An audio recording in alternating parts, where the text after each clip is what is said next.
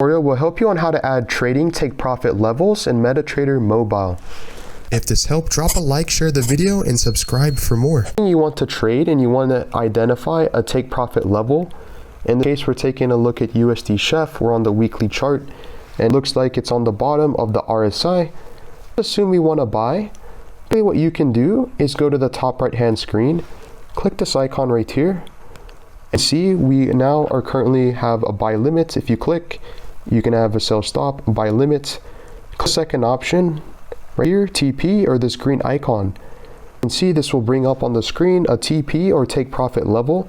If you were to click, you can drag it up, or you can even drag it down.